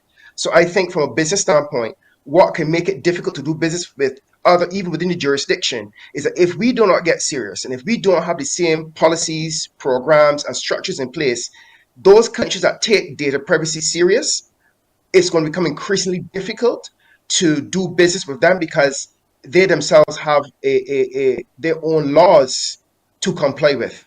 So if we don't take it serious, we can find ourselves in trouble. So the first thing I would start with the HR departments, because the HR departments has the most critical data, and more often, I should say, more sensitive data, I should say, right? And more often than not, if you can start with getting your HR department strong with data privacy, it's going to become a linchpin for other avenues for organizations as well to actually have the right policies and programs, because you start with something that's personal to you. HR is personal to everyone. Everyone has some HR component. So you start by strengthening your body from within. It's going to have an effect from without, right. In without. And when I think about you making that comparison with even doing business, how you will be able to do business with a company like Jamaica, let's think about the fact that we have many companies that have offices or satellite offices in other Caribbean countries and look at what Europe is doing, because they are far ahead of the curve when it comes to having control over data protection and things like that. So even how companies are able to share across borders is very, very important. The issue with TikTok, for example, and sharing with their parent company, ByteDance, people's information. Google, for example, now in an antitrust suit with the U.S. government about how they share and how they compete. So it truly has implications for what our world will look like. Definitely. And I want people to understand it's not just compliance for compliance sake, but unlike many other compliance, this is actually data privacy is actually a human right, right? Under, I think, UN Article 12, going back decades now, and is just managed to evolve to now include technology. So the genesis of this whole thinking is that people have the right to their personal privacy, right, down to even mail. And this particular case in the technological age is no email. So we have to understand that, especially from this particular law, right, it's a fundamental human right to have one's data protected, and it should be protected because we can see the havoc. Imagine your healthcare information getting out there. Imagine an insurance agency losing all that healthcare data, or even a small, sub-agent or a credit union, right? And they get hacked, and the related healthcare information and people's private information and their financial information could be very, very embarrassing and traumatic, and it can affect people's well-being. So we have to take it serious. Morning, morning, morning. Good morning. Good morning to you.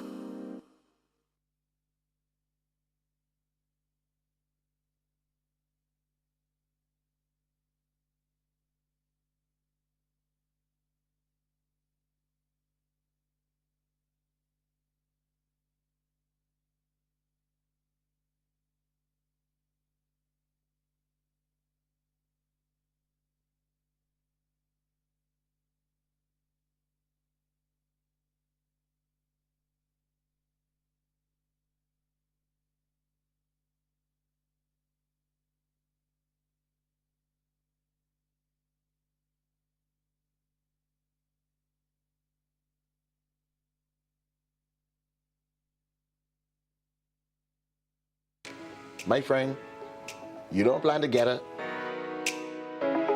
Oh, Barbados. Hey, I'm KB Clean. Join me 6 a.m. until 10 a.m. right here at 94.7, the best and ultimate Bejing experience. My show is called Bejing to the Bone. Don't miss it. Bejing to the Bone. Weekdays right here and only here on 94.7.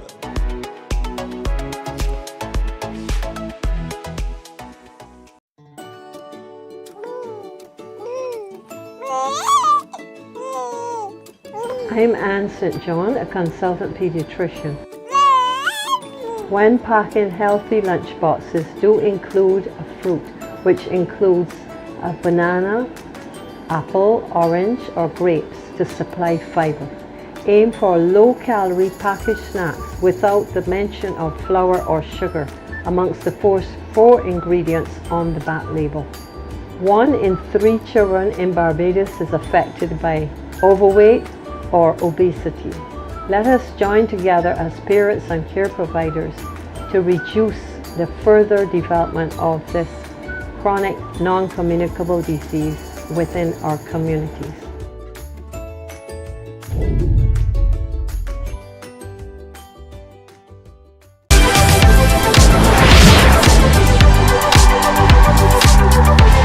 Kids Karaoke is a platform for young aspiring singers to shine and express their musical abilities. Tune in to CBC TV8 on Mondays at 5:30 p.m. and repeat it on Saturdays at 2 p.m. and enjoy the performances of these talented young singers.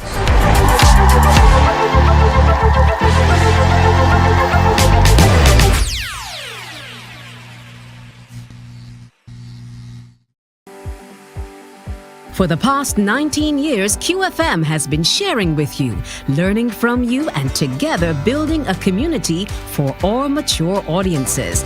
That's why we say Q is good for you. To our Q family, we say thank you for Morning, morning. Good morning. Good morning to you. Well, 'tis the season of cheer, but sometimes they're not always cheered up. Some people don't get cheered up because they're left out. But this season, we want you to ensure that you don't forget anyone, any of your loved ones, your neighbors, your friends from church, whoever they are. Don't leave them out. And that's the message that the cameraman is going to be bringing to you now in one of his Christmas renditions. It's not a newie, it's an oldie, but a goodie. So here he is, the cameraman. Don't leave me out. Why you there's always things to forget me though? I beg you, don't leave me out, don't leave me out. When you having your party, don't leave me out. I just get vexed, I just only pout when Christmas come and you leave me out. So don't leave me out, don't leave me out. When you having your party, don't leave me out. It's Christmas and I ain't got no clout. When you having your party, don't leave me out. Every year you having your thing, every year party in full swing.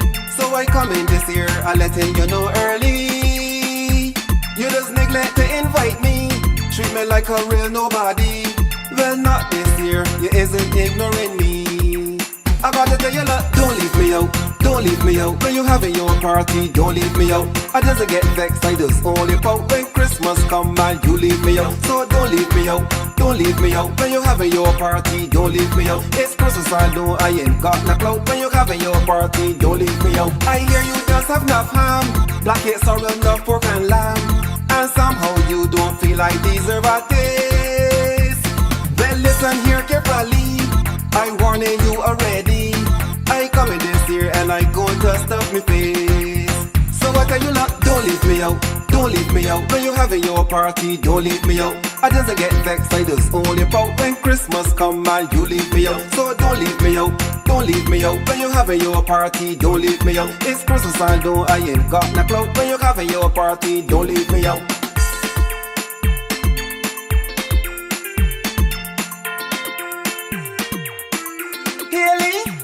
You just decorate the house right.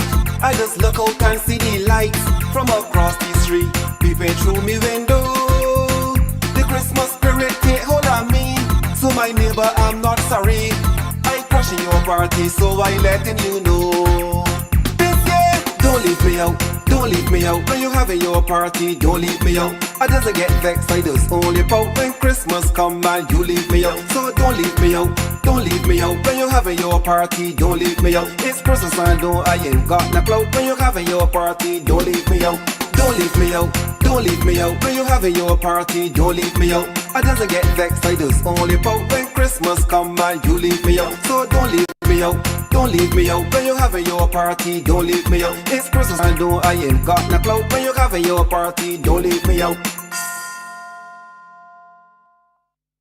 I hope you were not left out of one of the parties, indeed. Now, when we come back, that was cameraman Christopher Wood, our very own here in the Pine. Now, when we come back, it's time to go to your phone lines, 228-5562, 228-5563. We're going to unscramble some words, so get to those phone lines. We'll be back in a bit.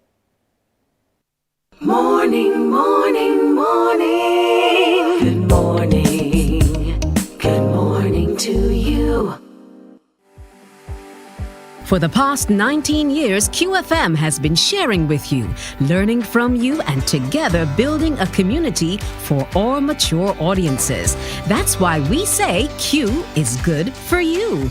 To our Q family, we say thank you for staying connected to Q 100.7 FM. QFM is a station of the Caribbean Broadcasting Corporation. CBC, celebrating 60, connecting Barbadian communities.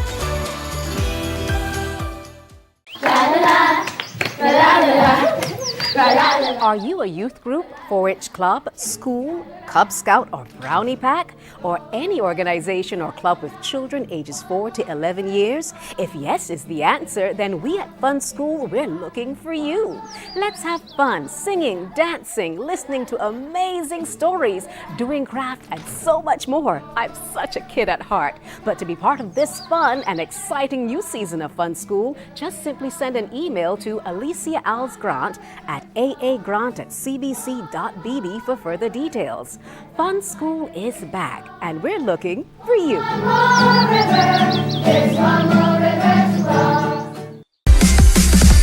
While you go about your business, we go about our business, and that is gathering the news. Stay up to date at CBC News Barbados on Facebook, Instagram, and Twitter. Get news update on radio throughout the day. And join us for the CBC News Night at 7 every night. CBC News team is on the job and bringing you the news. There is a saying, you can find a Bejan anywhere. Are you a Bejan living abroad? Or do you know of one who has migrated to another country? Well, we at Mornin Barbados would love to have you or them on our Bejan Abroad segment. Share your amazing stories, experiences, and how you have adapted to a new culture. Send us an email to morninbarbados@cbc.bb, and together we will travel the world.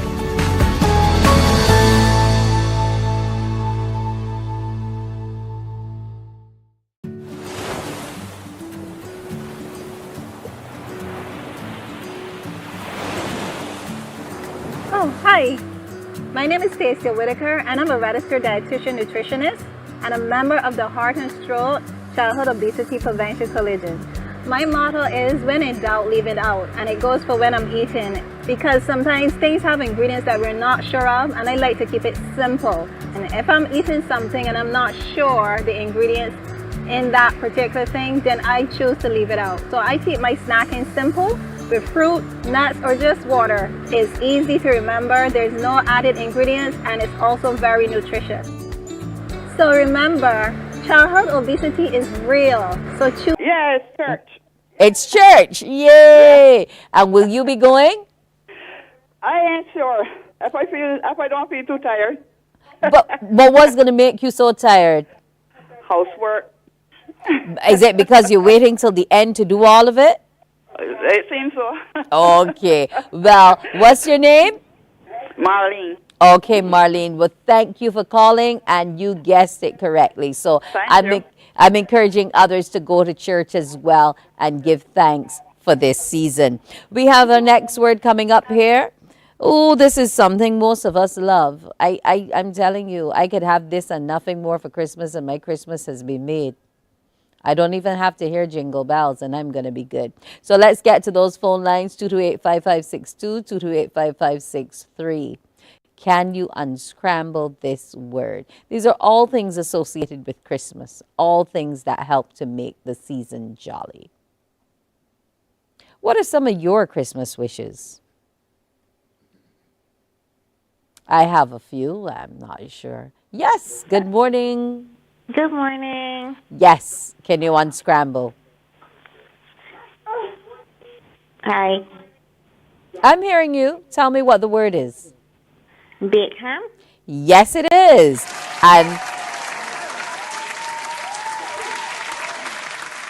And will you or your family be doing baked ham? Of course we will be. Okay, how do you do your ham? With cranberries, with pineapple? How do you do it? Mostly with sugar and some probably like beer. Beer? You like beer on your ham? Yes, please. Okay, I usually like beer on my pork, but I suppose it tastes just as good. So here's hoping you and all that come to Christmas lunch with you enjoy that baked ham. What's your name? Sheena. Okay, well, Sheena, you and everyone in your family have a blessed Christmas. Same to you. Okay, let's go to our next word this morning. Our callers have been bang on the buck so far this morning. Next word. Okay. not going to say much about this one. But I was talking to you about wishes and what we want. But one of the things I'm wishing for right now is peace on earth. That's the truth. I mean, it comes in the song Peace on Earth, Goodwill to Men, but I encourage all of you to show a bit more humanity to each other.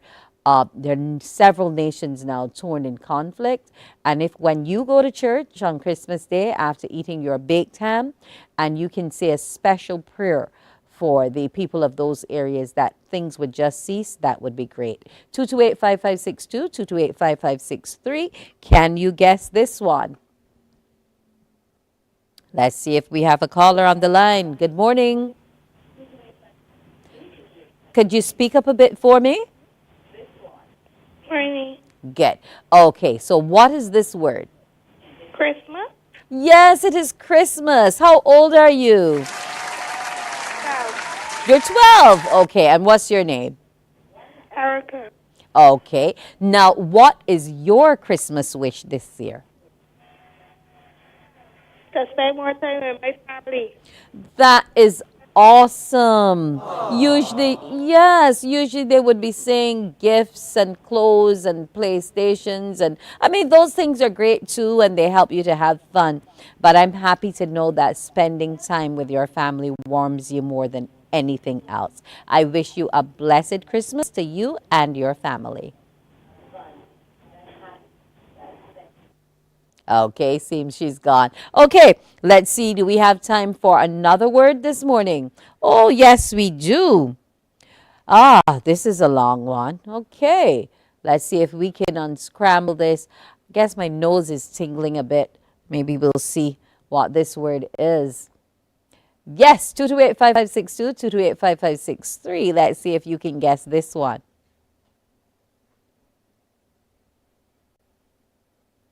Two 5562 228-5563. Unscramble this word. Remember, they're all things associated with Christmas, things that come out especially at Christmas. I've given you 2 hints so far. So get to those phone lines, 228-5562, 228-5563. We had some people saying they'll see if they can get to church, but one of the pastimes after church is the park. Yes, Queen's Park is still the place to go. I'm not too sure who will be there for this season, but we'll find out in time. Always lovely to hear the police band. Good morning. Good morning to you. Good morning. Yes, can you unscramble this word for me? Snow on the mountain. And what is snow on the mountain? It's a tree. Is it a tree or is it more a flowering shrub? Like a flower, like a flowering tree that is it is like white when it yes. Christmas time. Yes, it is. And do you have a tree near you? No. Okay, but it's lovely to look at, isn't it? Yes, it is indeed. Okay, what's your name? Maxine. Okay, Maxine, what are your Christmas plans? Relaxing and enjoying the season. Okay, so if you're relaxing, that means you're not doing the cooking. Of course. Okay, but so you're going to get an early jump on things. Yes. All righty. No plans for church? Of course. That's the first thing. Okay, so church first. Do you do the park after as well? No. Okay, so just home to get the meal ready for the family. Correct. All right. Well, I wish you and the family well this Christmas. And as you enjoy the season, also spread cheer to someone else. Thanks for calling. You. Okay. You're welcome. Let's get to our next word this morning. Let's see if you can unscramble this one. Another delicacy that we have here. So let's see if you can guess it. 228-5562, 228-5563. Now, usually at Christmas, there's some people who tend not to want to go through the hustle and bustle of having to cook. and they just decide to go out and have a meal somewhere. There's nothing wrong with that. We all have different traditions which we enjoy. The idea of a family meal is about having that family togetherness, but there are some whose families aren't very large or who may not have families and just a few good friends. So however you celebrate it, with whomever you celebrate it with, that's what's important, ensuring that you look out for each other and find time to share and time to care. So let's get to those phone lines. We've been going well so far this morning. Let's see if you can get this last one in. Let's go to the phone lines. Okay, seems as though we don't have any takers for this particular word. Should I okay, see, bang on it. Good morning. Good morning. How are you this morning? Season's greetings to you as well. Thank you. What's the word? Great cake. Okay, yes, you got it right. And who am I speaking to this morning? Althea. Well, Althea, how much great cake will you be doing for the season? Well, I'm not doing any because I didn't put the cake together. Oh, you didn't have time to get your fruit soaking in that rum. Okay, so that means you don't like it without rum? No. Well, there's some of us who preserve it with grape juice because we don't use alcohol, but it's all what you like. So that means you're going out to buy a cake. Yes, please. But you know what happens around this time with the buying of the cakes? Yeah, so, good. So don't get caught up in that. Make sure you get there early and you get the number of cakes that you want for this season. Any special Christmas wishes? That my family will be together. Awesome. And it's great to hear those things, you know, that we're not looking for material things, but that we're looking for togetherness. Well, you have a happy Christmas, you and your entire family. And we here at Mornin Barbados, you're welcome, are wishing everyone a blessed Christmas season. We'll see you tomorrow, and we'll have more stories for you as we go into the Christmas season. So join me again tomorrow morning here on Mornin Barbados. Look now, I come home late on this Christmas Eve night. Right outside my gate, you're kissing a man dressed in red and white. Under the mango tree, you and a man, you making merry. When I question you curiously, this is the answer you giving me. Santa Claus is in town. He comes back once a year. Don't be vexed because he came around to visit me, my dear. But Maisie, in all honesty, why not under the Christmas tree? You see, I am ready because you're making movements with Santa Claus. Maisie, where is the